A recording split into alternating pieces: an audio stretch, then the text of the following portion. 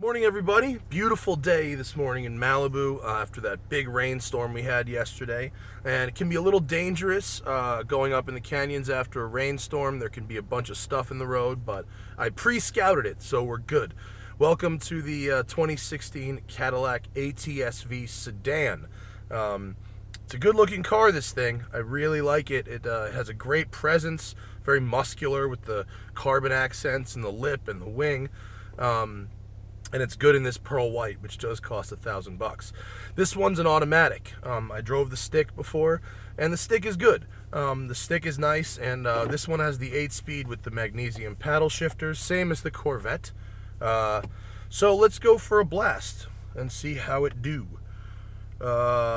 Track mode, you got the adjustable magnetic ride suspension with Tour, Sport, and Track. Gets progressively stiffer. Tour is pretty good for everyday use, although it's linked to the exhaust. You can't, as far as I can tell, make the exhaust loud and the suspension soft the way you can in an AMG. You have to be in Track or Sport to get a loud exhaust. So manual mode here, we're gonna run Payuma. Here we go. Twin turbo V6, 464 horsepower. Watch this. Boom! The ATS-V has the best turn-in I've ever felt of any car in this segment. You can see how little I'm turning the wheel, and it just goes right over, loads up that Pilot Super Sport, and you're good. You're off. Even the regular ATS-V has, or the regular ATS, I should say, has a brilliant chassis. It's very light. It's this car is 3,700 pounds, which, okay, not very light, but for a car of this class is solid, and it moves its meat around really, really well.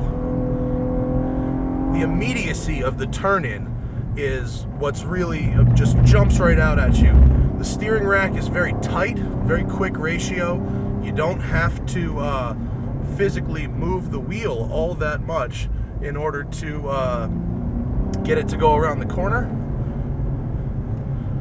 Payuma's a good road. It's part technical and part quick. All right. Power delivery is good. At half throttle, it kind of feels like it's dragging itself. At full throttle, it really wakes up and gives you the juice. As you could probably expect, the weak link is the 8-speed gearbox. It's just same as the Corvette. You know, maybe at full throttle in a straight line, it shifts as fast as Porsche's gearbox or a dual clutch, but the downshifts are what tell the whole story, and they're just not that smooth. They're delayed a bit from when you tug the paddle until the gear actually changes. Brakes are great. Brembos, they're painted gold in this car, which is an extra option. The car starts at 60. My test vehicle is 75 grand, which it's pretty loaded, this thing. It's got just about everything, and that puts it about 5 grand more than a base M3. So you do get more equipment. It's a great chassis. The brakes are really strong. Q, of course, the Cadillac user interface just stinks. It's the worst one in the segment. I mean, that would keep me out of this car. If everything else was perfect, Q would still keep me out of this car, because I've been driving this for a week and I can't get it out of any setting, or I can't change anything to make it less frustrating. It's just terrible. Fortunately, Bluetooth works good, and there are 3 USB ports. You can keep all your stuff charged and really just do everything through your phone. Now, the weakness of the ATS-V, well, let's not get there yet. Things I really like. It's the right size. It feels smaller than the M3, but not in a way that encroaches on your space. It feels the right size on this road. Wow, it took that bump really well. Magnetic ride is awesome. I love the look of it. These optional Recaro seats, I think they're $2,300. They're worth it. They're adjustable in many, many ways, and they are very comfortable. The trunk is pretty big. It's reasonably practical. It's comfortable when being driven slowly. Here's the carousel. come on, change down. There we go. Lots of grip. Lots of grip. Easy to get it around there. Changes directions just beautifully. Things I don't love. The rear seats don't fold down, which I think is weird for a car in this class. It takes away from a little of the practicality. And the rear seats are kind of small, but I guess that's what you get when you make your car a little smaller. It has a very generic sound. I mean, it takes a lot of work to make a V6 sound good. Jaguar pulled it off in the F-Type. They haven't quite gotten it here. It's pleasant, but let's just say I can't believe I'm saying this, but it's no M3. The M3's engine is snappier. That inline six, it revs up and down faster. I don't know what the torque converter equivalent is of a flywheel. Maybe it's still a flywheel, but it feels heavy. It goes up and down slower than the Germans of equivalent spec.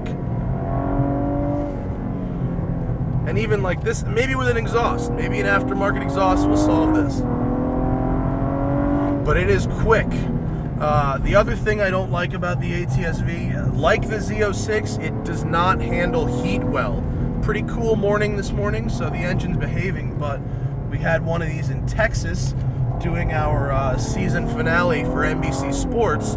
Mr. Harris was driving it, stick shift coupe, and it overheated in the Texas sun a few times and went into limp mode, lost about half your power from that.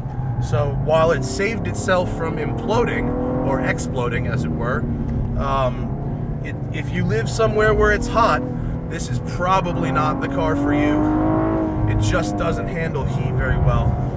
But God, the chassis is brilliant. The way it just is tossable with such a quick steering rack. You can momentum drive it too. It's got a lot of grip. Not crazy huge tires. I think they're 275s, but it gets around really good.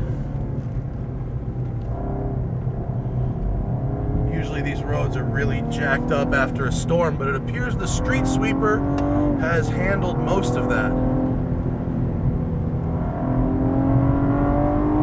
See, it's fast, but it's not like crazy fast. You know, they say this car will do 189 miles an hour. Okay, I guess that's possible, but I don't get it and go, whoa, it's fast. Cold Canyon, and there's just a lot of time in between when you tug the paddle and when it changes the gear. It doesn't have that right now to it that I'm looking for. Of course, they do make a stick, and you can get that, and it has auto rev matching. So good car to learn to drive stick on, even, because you almost can't screw up with that auto rev matching. Good section here. Tightens, opens. Here's the tightens, and then opens.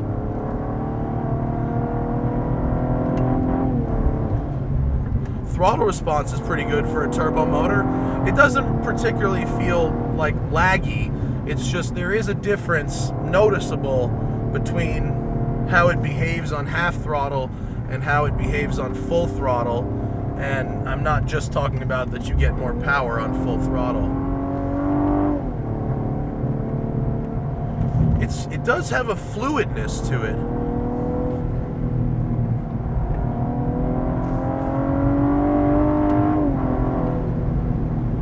On a track, they say that this runs right with an M3 on a track, and I imagine under the right conditions, that is probably true, at least for the first few laps. The brake pedal's getting a little softer, no less effective, but I can feel it in the pedal. The visibility is really good in this car. Backup camera actually works really nice, and the forward visibility and the mirrors are good.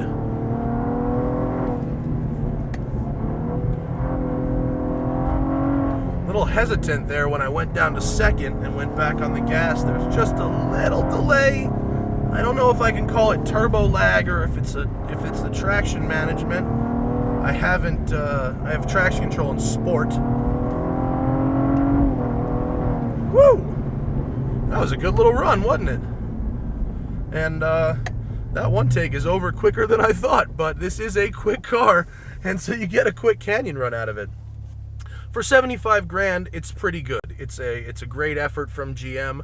The materials and the fit and finish are pretty solid. Q is just the worst. So if you can get through that, and if you live somewhere where it's not too hot, or you're not going to be driving it really hard where it's hot, sure, have a look at the ATS-V. It is a good effort, and I like most of what they've done here.